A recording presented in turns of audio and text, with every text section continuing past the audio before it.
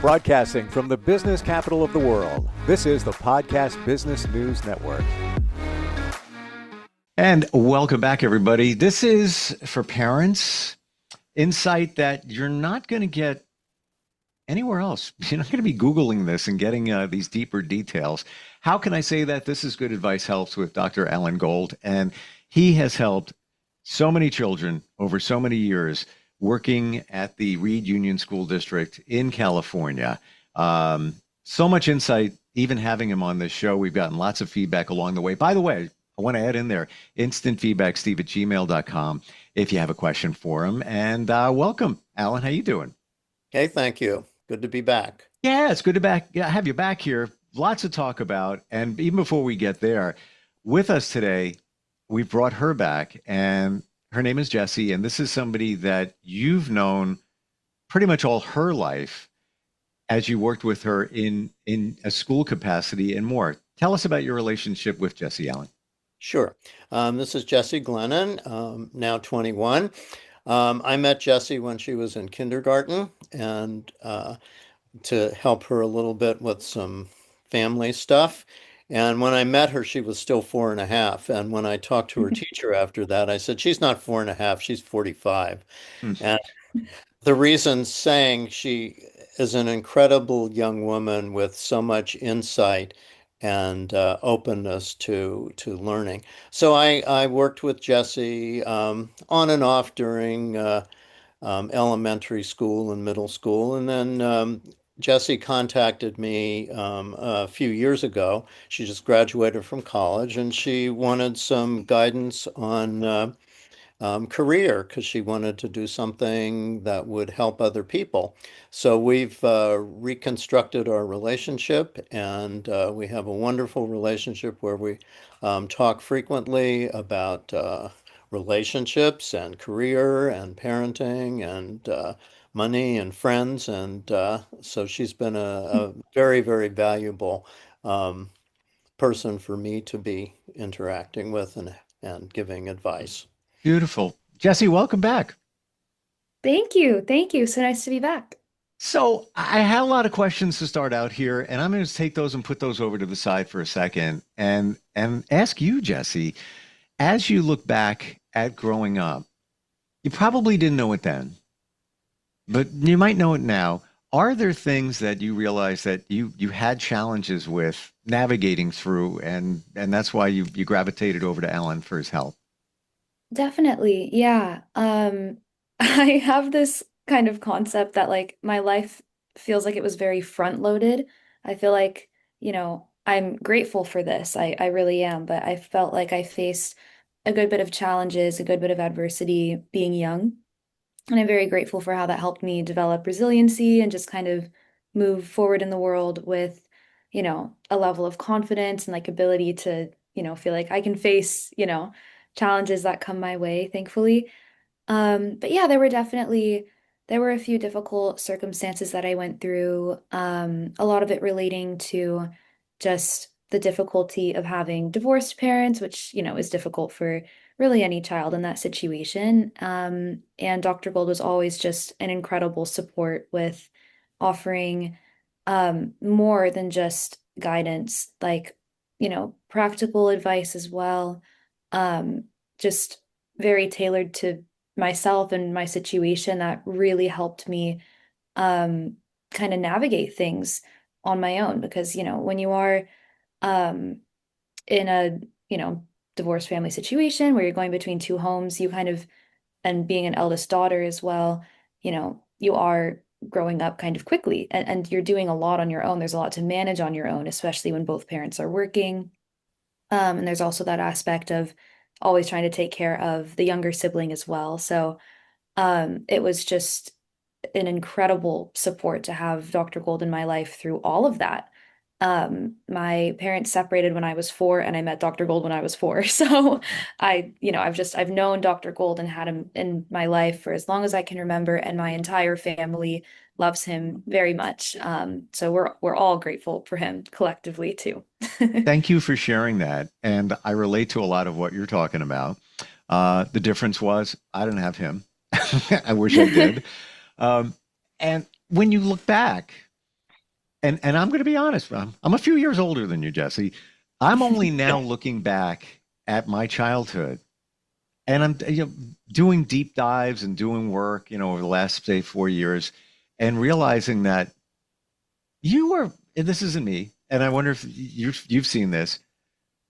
You were more resilient than you gave yourself credit for. You got bullied on the playground. This happened, that happened, and maybe it wasn't easy, but you got through it. And I never looked at it that way back Mm. then, and even halfway through my life. Do you look back now and say, I was damn good?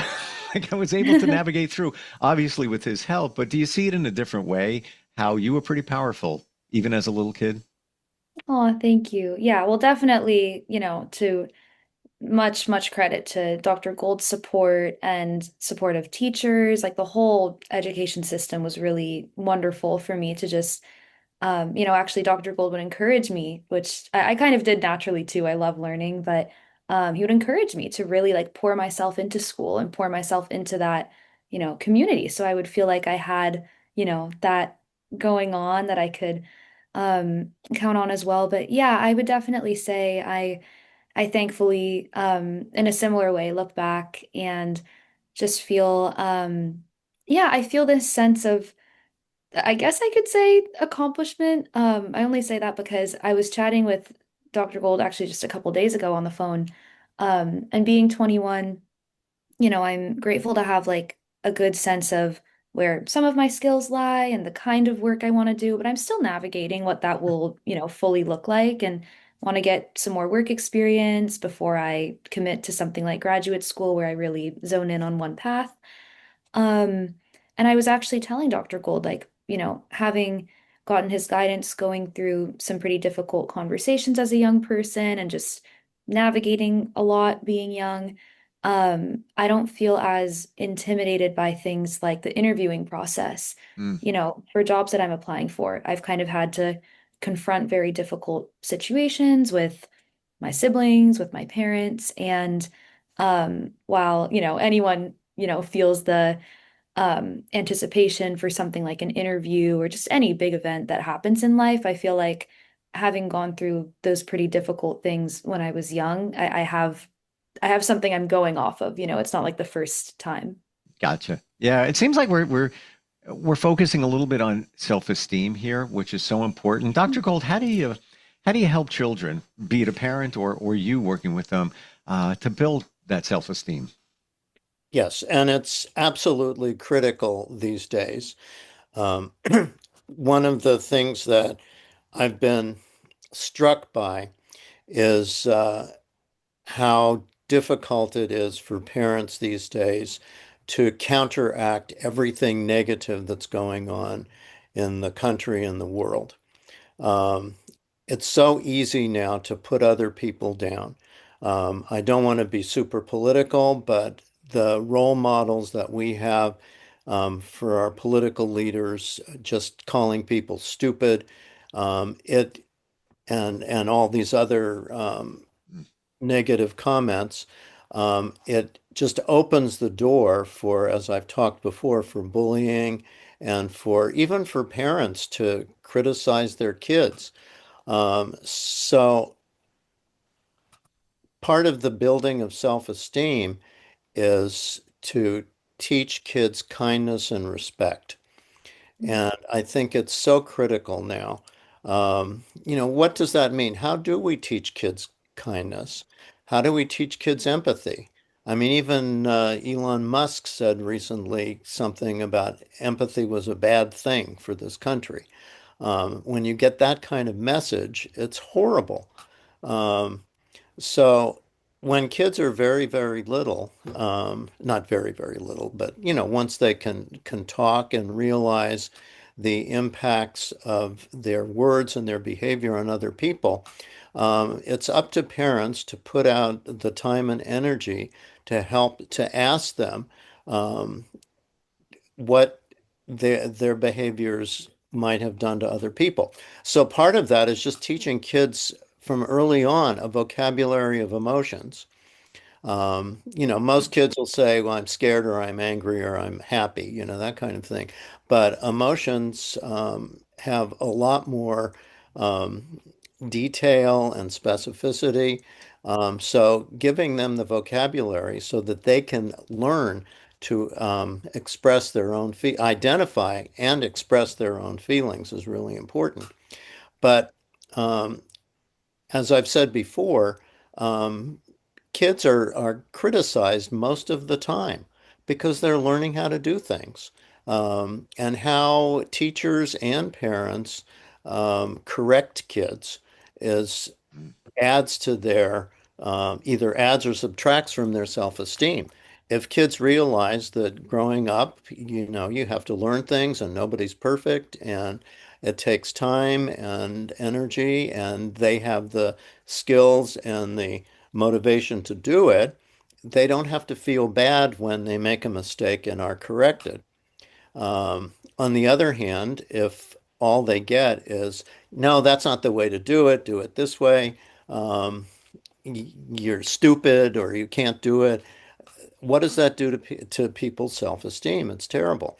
So as a school psychologist, I cared a lot about how kids felt about themselves. So I would ask kids starting maybe in third grade or so, what are they proud of? What do they like about themselves?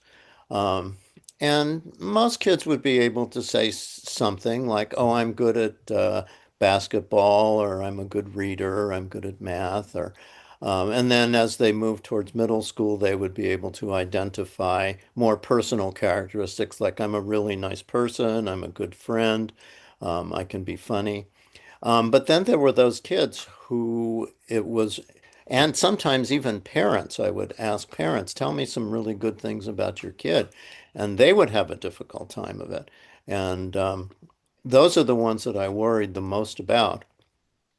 And I would really work very hard to identify why they felt so negative about themselves. And the more I have grown up, I've seen how negative self-esteem impacts adults, even people my own age. Because if they grew up feeling like they weren't capable, then they wouldn't take risks. I still work with people, kids and adults who don't want to take risks. They don't want to get out of their comfort zone because they're afraid that they will, like asking another kid to play or starting another activity that they've never done before, another skill, if they feel that they're incapable of doing that sort of thing because of how their parents treated them. So much of what I'm learning, and just even recently exposed, I have several friends I've talked to who have grown children and I'm not talking about 21, I'm talking about 40s, and who are having difficulty with them, difficulty communicating, um, being rejected by their kids, um, things like that, and then having trouble with their grandchildren or their nephews or grandnieces and things like that.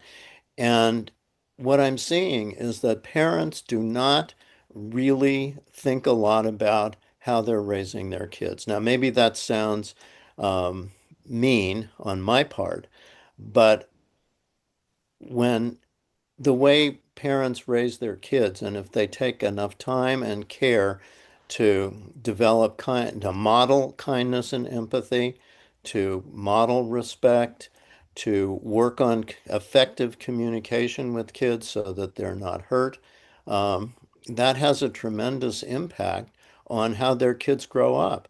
And, the Jesse's a wonderful example for the way she thinks about herself and is able to reflect on herself and the way she communicates and how she treats other people. But if parents don't train their kids to do that, and don't go to therapy. Now, I'm not just trying to push therapy for, psychologists to make money, but I think it's absolutely critical.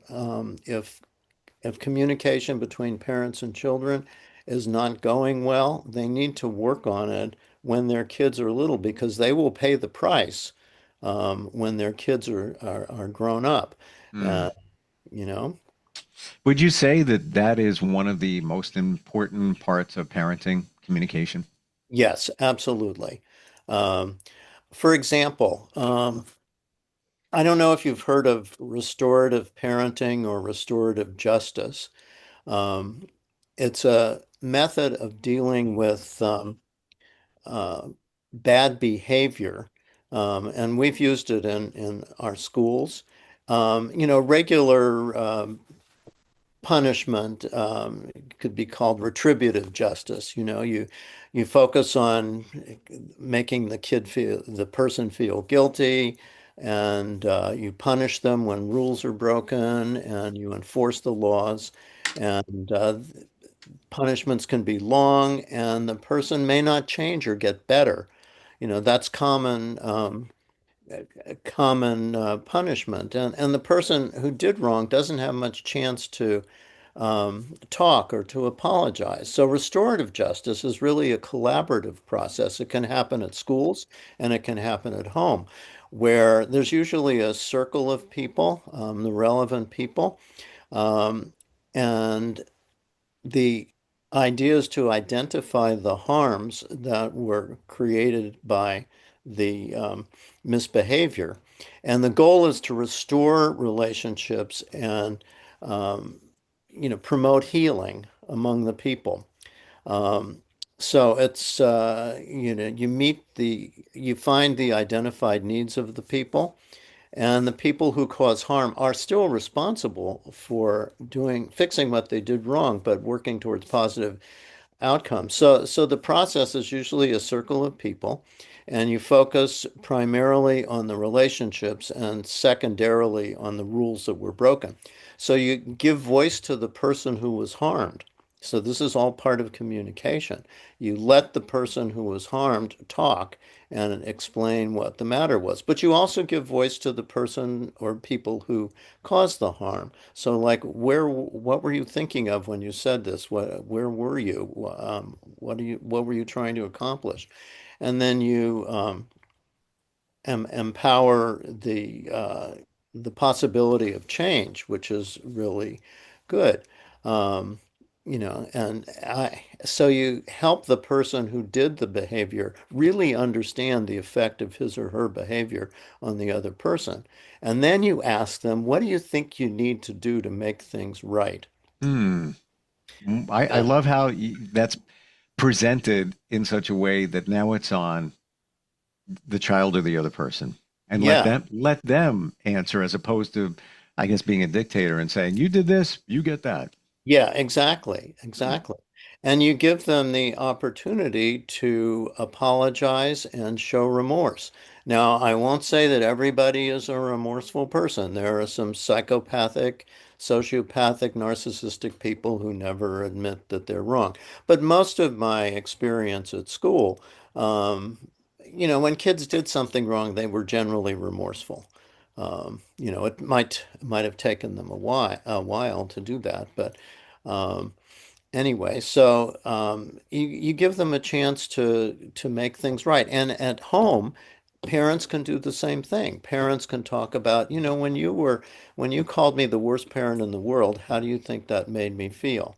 Because I love you and, I want to do the right thing, but I need to know how to do that. And then, well, I was really just angry, and that's another thing, I've talked to many kids about how do you express your anger? And I don't know if I've mentioned on here before, but talking about hard feelings and soft feelings is really important. So to me, a hard feeling is anger or deep frustration or fury. And when a person expresses that to somebody else, either the response is, I'm not going to listen to you, or fighting back, saying something back, Mm. uh, or just leaving, but the communication doesn't happen.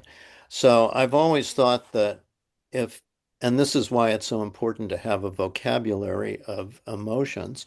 If you can dig a little deeper and find what is really creating that anger.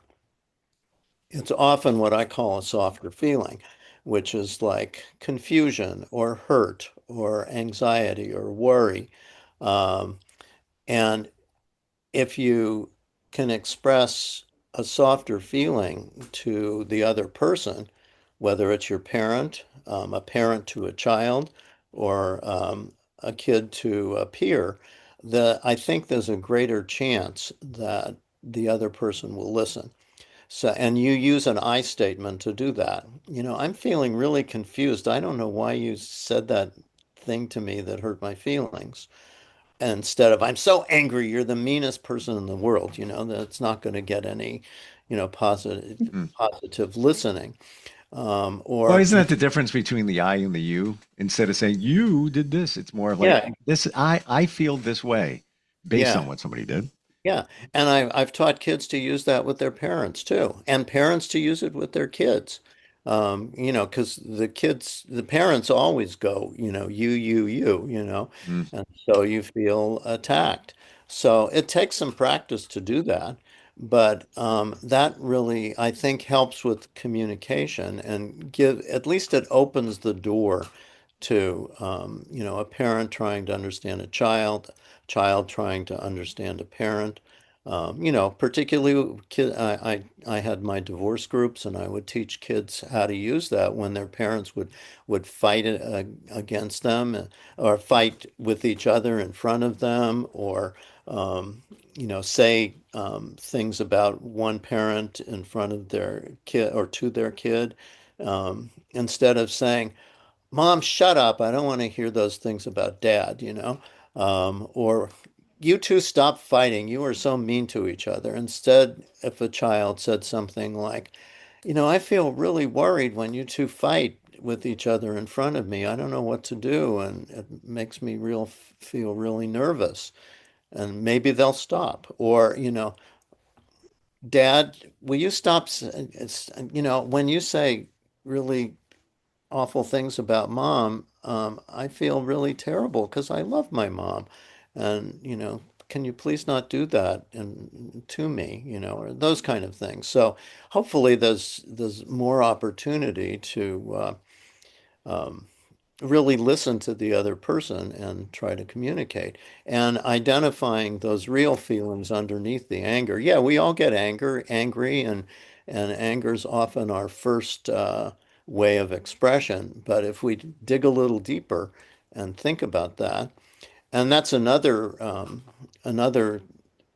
strategy I've taught. I don't know, again, if I've mentioned here, is how to manage anger.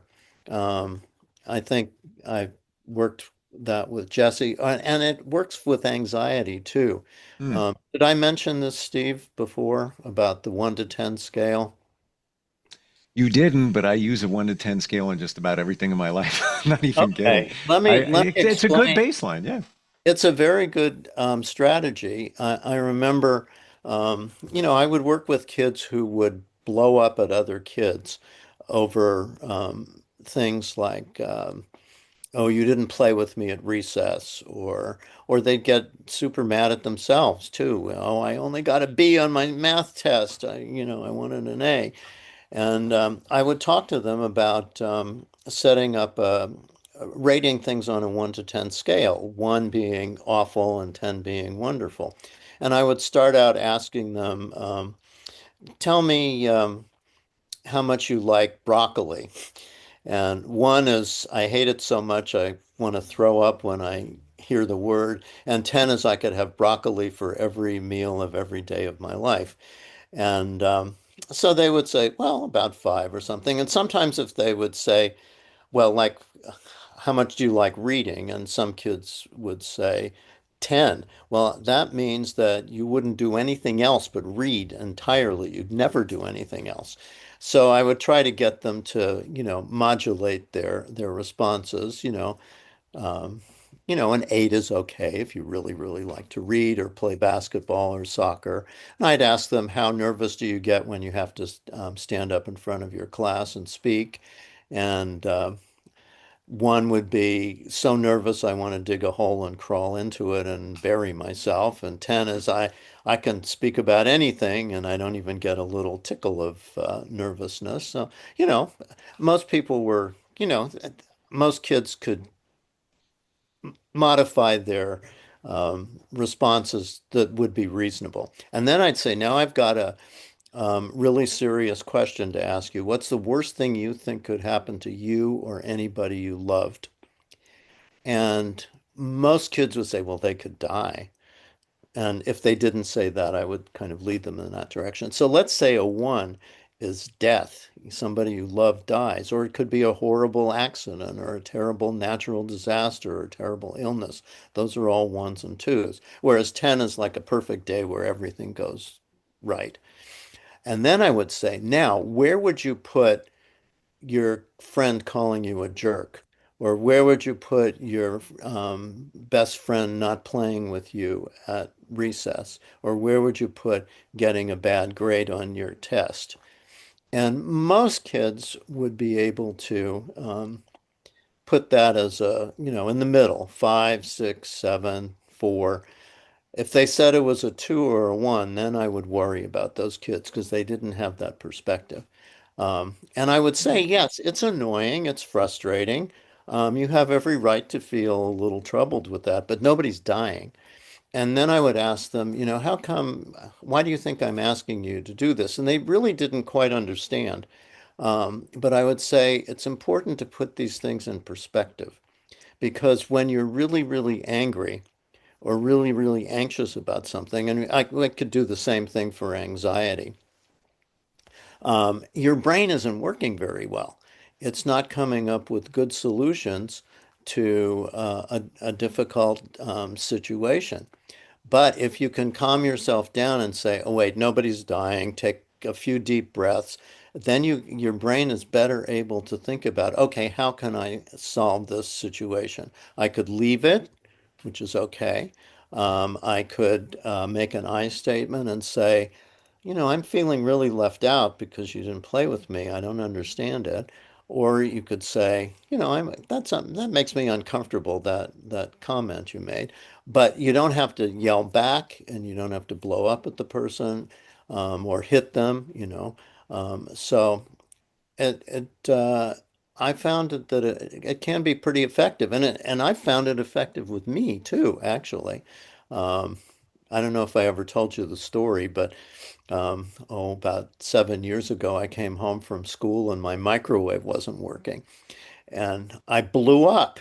And, and I said, I was swearing and stomping up and down the stairs, and and I don't think I'd had a particularly bad day. Like I don't think it was the straw that broke the camel's back, but I talked to myself. Like 2 days later, I bought a new microwave, and that was all fine. And I would usually get mad about electronic things, or computer stuff when it didn't work that I Hmm. couldn't control because we like to be in control of things.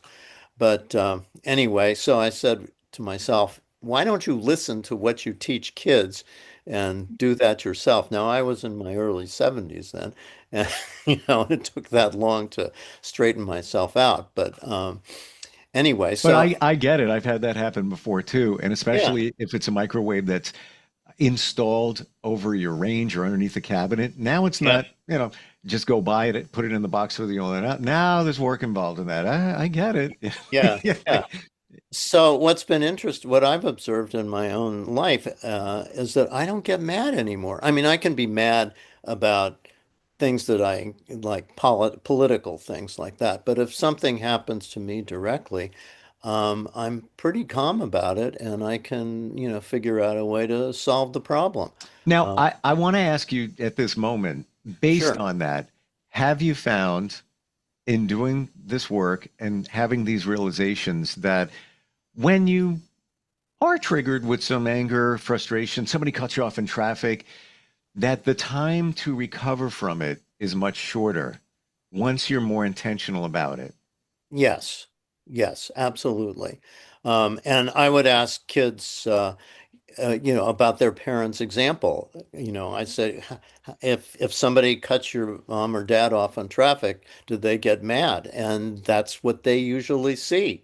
Mm, Swearing at the other driver or whatever it is. mm. Um, but yeah, the time for recovery, it becomes more of a problem solving. Okay, how am I going to deal with this in an effective way? Do I need to ask somebody for help? Can I figure it out myself? Um, but yes, it's a good strategy, and I've talked to kids who, I've taught that, and they said, yeah, I tried that, and it really helped. I calmed down and I spoke to the kid who was saying not nice things to me, and they stopped. Does it work all the time? No. Do we always have total control over our immediate reaction? No. But I do find, yeah, to answer your question, I do find that it takes a much shorter time to, correct it. Jesse, we talked about communication and in general, teens, children communicating with others, but also their parents. Have any thoughts on that? Even just communicating with parents? Yeah, yeah, so many. Um, I think, I think part of the reason that Dr. Gold and I, are able to connect so well is that we're both very, um, I would just say naturally, like mindful of always wanting to be kind and respectful to others. And I always try to lead with that. Mm, Um, and especially when like addressing a difficult conversation or situation, like I really will try to put myself in the other person's shoes and just like I want to come in with as much softness as possible. Like Dr. Gold was saying, the difference between hard feelings and soft feelings. I know a lot of people who kind of address things with more of that hard approach, not necessarily all the time, but here and there. And um something that's like very important to me just in my life in general is my faith. And so whenever I'm going into a difficult conversation, I will always pray beforehand and say, God, I pray to be most effective in this conversation. Like, I do not want to have any control over the outcome. I surrender control to the outcome. But I do pray that, whatever is meant to happen out of this conversation, that like I can just be in it in a way that can help bring out the best possible outcome, and be most effective. And oftentimes that means mm. like sacrificing my own pride, sacrificing, anger that I may want to express and reframing it in a way that's like, I'm hurt, And that's really difficult when it's with somebody who doesn't also have that softer approach, because I recognize that like I might be saying I'm hurt and then I might get like slammed down again by them. But still, it's like it's even though that can take a little bit of a toll, like, temporarily, just in that moment on maybe how I feel about myself, like I know in the long run, like I would much, much rather have that approach and just like, ultimately surround myself with people who have a similar communication style most of the time, because I never want to bring it's completely unfair to bring any negativity that you have onto another person. It's just not the right thing to do. It seems like you've mastered the realization that you can't control everything, and Mhm. and everything is a choice. How you react is a choice. Everything we do, what 5 seconds from right now, 5 days, 5 months, 5 years, whatever it might be, it's our choice. We really do. We can't control those situations that present themselves. We always have a choice of how we react to it. And it sounds like, thanks to Dr. Gold, you picked up on that a long time ago. Yeah. And that's what I was saying is so important for parents to model and teach their kids. Mm, Because, no, everybody's not going to be the best athlete in the world, the best scholar in the world, but we all have the opportunity and the capacity to be good, kind people. And Mhm. that's what upsets me now here. I am angry about, and when I dig deeper, it's real strong disappointment and fear that's another thing is what's people being afraid, when they're angry. I think there's a tremendous amount of fear in this country at this point. Fear of immigrants, fear of anybody who's different, LGBTQ people. There's just a tremendous underlying fear that most people don't even recognize or won't even talk about. And so what comes out is expressions of anger. The whole ICE thing to me is like the Gestapo in Nazi Germany. And it's just horrible the way people are being treated.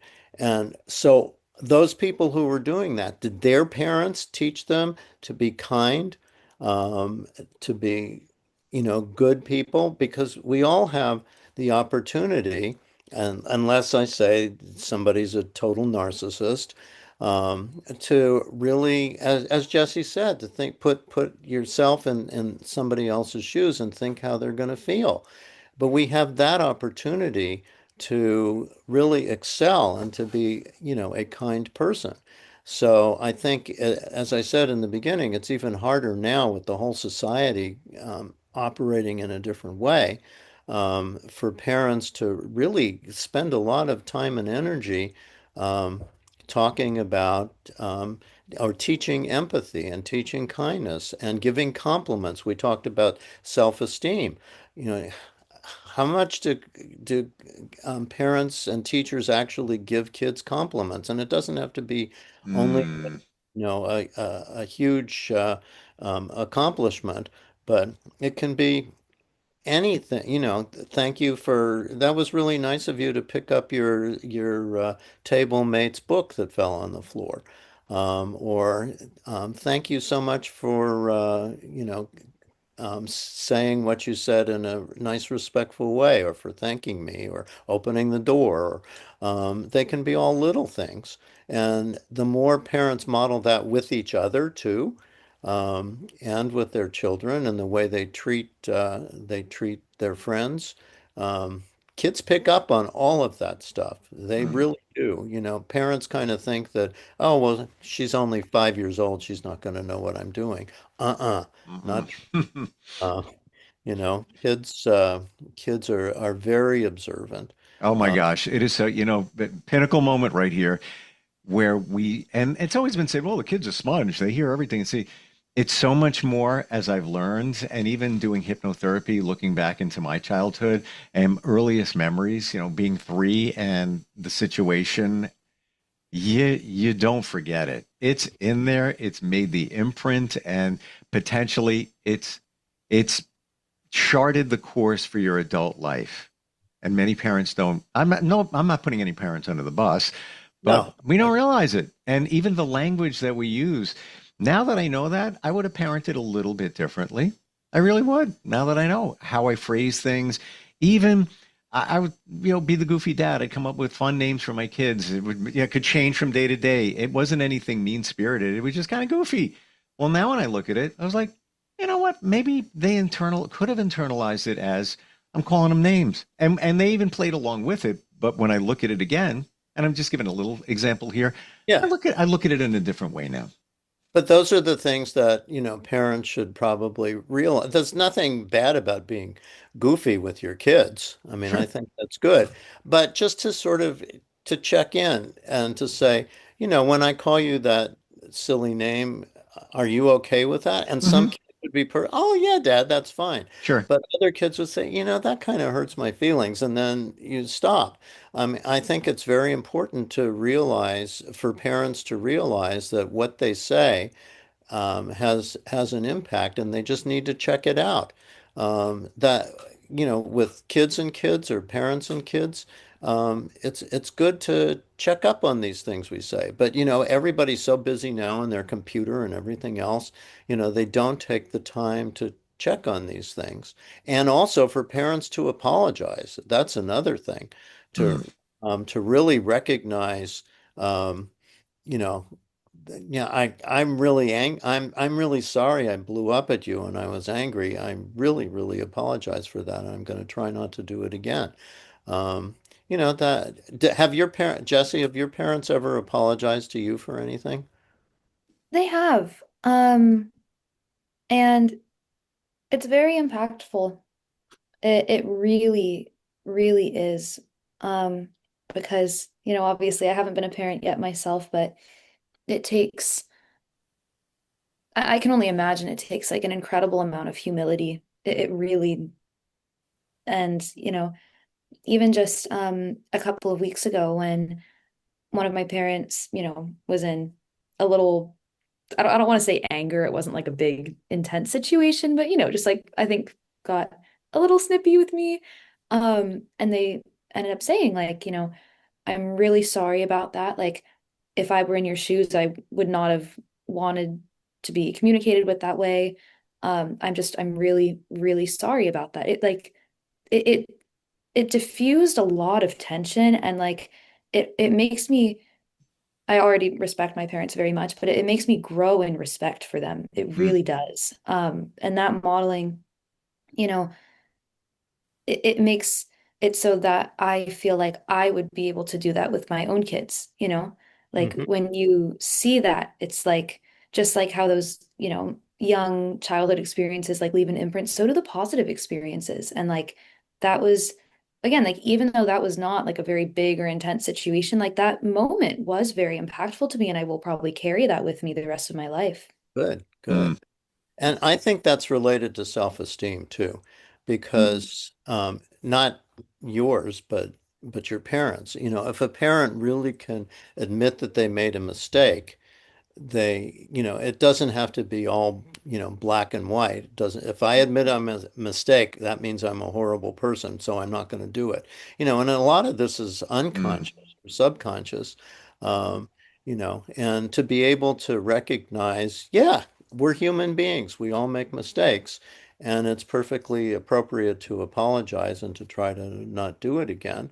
If you have a decent self-esteem, and grew up feeling like, yeah, it's normal to make mistakes and I can work on it. Then as a parent, you can, when you make a mistake with your kids, you can do that also. So these are all interconnected, all of these things, whether it's respect or kindness or self-esteem or dealing with anger. They're all very connected skills that we all have to develop. And for parents to, what does it take for a parent to recognize that, I'm kind of messing this up. I need some outside help. mm, Um, and some parents do it. They do get therapy and they do work on their skills. Sure. How about But anxiety? Can we talk about that? Because it's yeah, huge more than ever now. more Uh, than ever now. Yeah. yeah, yeah, and I'd love to look at it between both of your lenses on this. Dr. Cole, what would you suggest for a parent dealing with their child that has anxiety? Yeah. Well, I think the first thing is communication. What are they scared of? And it may be related to self-esteem. Oh, I'm so worried about this test. I'm going to screw it up, that kind of thing. So it may be that they're feeling bad about their skills. And but it may be some outside threat. Like I'll tell you a quick story. So I got a call last week from somebody I didn't know who wanted to um, uh, check my furnace downstairs to see if it was still working for $49. And for some reason, I Hmm, agreed and made an appointment for yesterday morning at 10 o'clock. And after I got off the phone, I thought, I don't know this company. There's nothing the matter with my furnace. Are they going to come into the house and mess around with the furnace so that I have to pay a lot of money to get it fixed? Or are they going to try to murder me? So I was actually anxious about it. I talked to my own therapist about it, and a friend, and I ended up yesterday morning typing a letter on the or a note on the front door and taped it to the front door saying that sorry I didn't have your phone number, which I didn't, to cancel this appointment, but I'm nothing the matter with my furnace and I don't know your company. Please don't contact me again. And I put on the alarm and I was kind of peeking out the window. So yes, I was anxious. Um, and fortunately, I never heard anybody come, so it was probably a scam of some sort, but nobody ever came. But sometimes when outside threats are there, um, and parents want to protect their kids. Oh, that's another topic that I Mm, um, wanted to talk about, which is helicopter parenting. And I don't have to go into it too deeply, but we've seen a lot of that where they have the anxiety. They're really worried about their kids.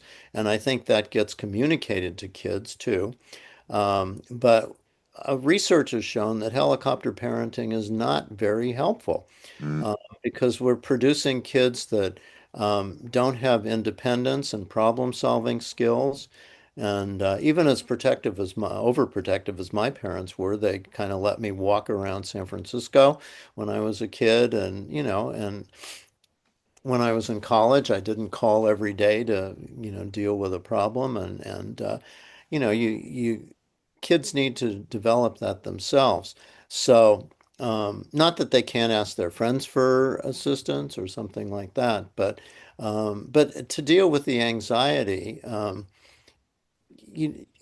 find out what's making them anxious. If it's something about their skills, you can kind of calm them down. So like, what do you need? What will you need to do to feel more secure? And like I might have said another one of the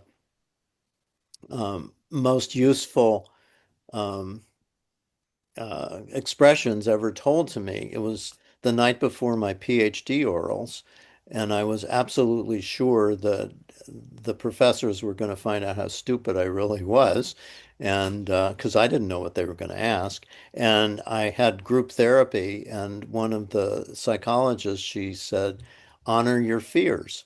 And that has always stuck with me to recognize that some things are just scary. And she didn't say to me, oh, don't worry about it, you'll do fine. She said, honor your fears, which is part of mm, going through life. We have challenges that we have to get through, and we will get through them. Um, so, and again, it depends on what the anxiety is all about. If you're afraid to go someplace all by yourself, you ask somebody to go with you. Yeah, Jesse, what were you going to say? Yeah, I was just going to chime off of that because that's a lesson that you taught me a couple of years ago when I was going through something. I can't even remember what it was at this point, but um, that's also been a really helpful tool for me going through life as, I was in college and just as a young adult in general, that like there's a quote that says the same thing. It's like bravery or courage is not the absence of fear, it's like the ability to walk through it. Yes. And I also believe that the only way over pain is straight through it. Like you have to walk through the fire. Like you must not avoid what's in front of mm, you. And um, again, just having those opportunities earlier in life where I worked with Dr. Gold to push through those fires was really impactful and beneficial to me. And then in terms of helicopter parenting, um, I do wrestle with this with one of my parents where there can be this, and it comes out of care. I can fully recognize that it comes out of care. It comes out of loving me. It comes out of wanting the best for me, um, to want to be really involved in my life. And so I really appreciate that so much. And I also recognize that, you know, not only am I 21, but I also grew up relatively quickly. So I've always had more of an independent way of going about things. And so it's a bit tricky when I kind of feel that level of like micromanaging or control. And I've learned that I have to say no. Like there are times that I have to set boundaries because I need that ability to figure things out for myself. mm. Uh, one of the biggest things that happened for me in college and a route of reconnecting with Dr. Gold is that I was going to a polytechnic school that's renowned for engineering, and I became an engineering major. Um, but as I was in that major, it just was not feeling aligned for me. I had the grit. I knew I would be able to get through it, but it did not feel aligned with my personality, my sensitivity, frankly, like my emotions. Like I just was not feeling that like deeper sense of alignment. And I ended up facing um from one parent, there was just acceptance and support and this level of trust that I was going to figure it out and I was going to be okay. And that was huge for me. Huge because like you do so much questioning when you're young, like being 19 years old and like trying to figure that out. I mean, that was a huge, like that was a very big decision for me to make.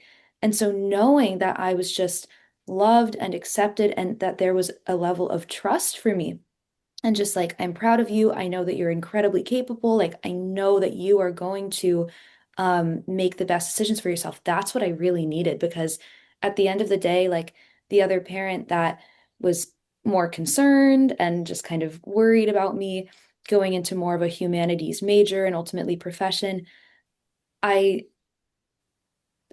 as much as I do respect their perspective, their advice did not change the outcome at all. Hmm. Their level of control, their level of micromanaging, it made no difference. And it actually just caused me to react with boundaries because I couldn't handle that, what felt like negativity, what felt like putting me down.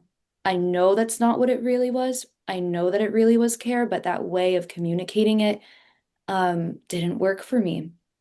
And so I just think it's important, when I think about my own children, something Dr. Gold and I have talked about is that like when you can clarify which age, but we were talking about this the other day, that there comes a point when a child is developing that the parent can become more of a consultant rather than like a parent who's telling you what to do.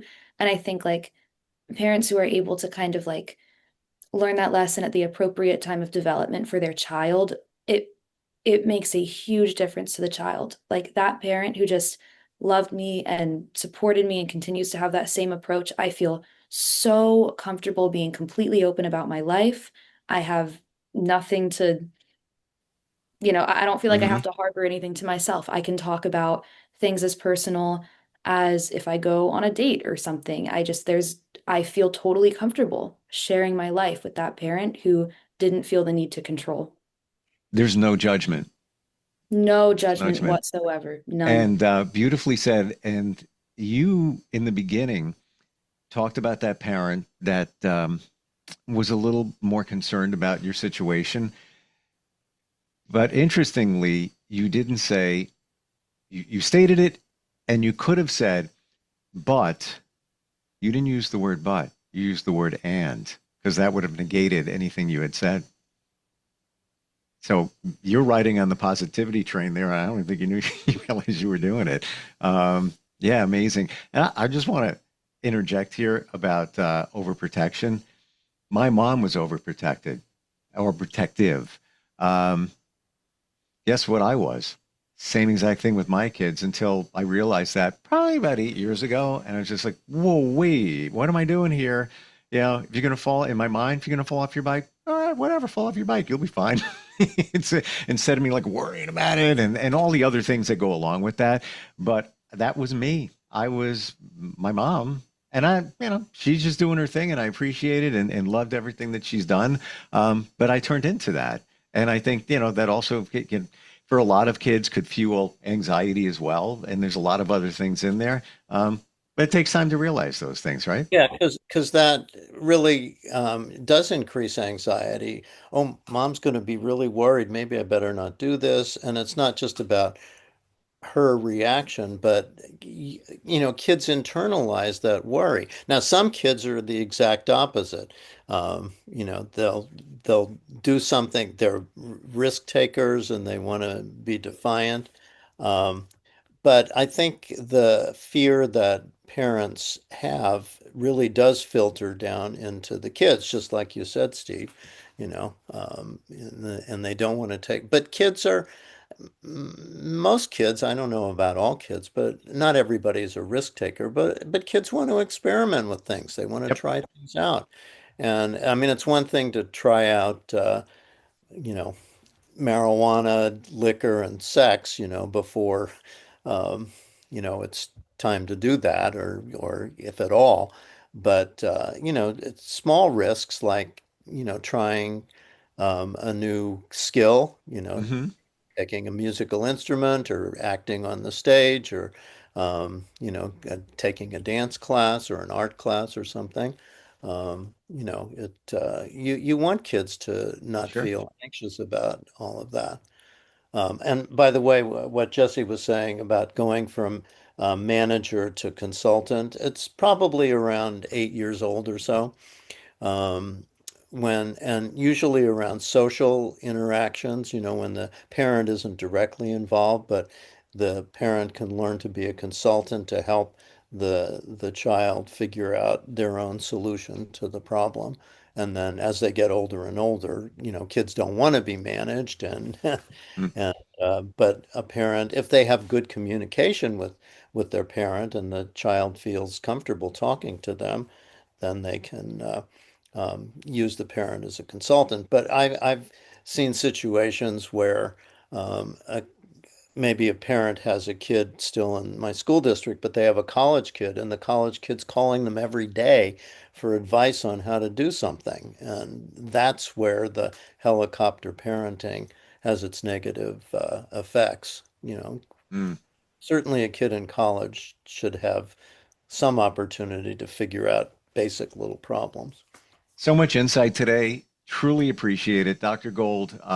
We could keep going. I mean, we Yeah, I we know we we could. loosely had some things we wanted to talk about, and I think we got to maybe half, and that's a good thing Yeah, because we went into depth. And Jesse, thank you for your insight and your journey this to this point, and also your journey with Dr. Gold. Both of you, thank you very much for being here today. absolutely. Absolutely. Thanks for having me. Appreciate it. We'll be right back.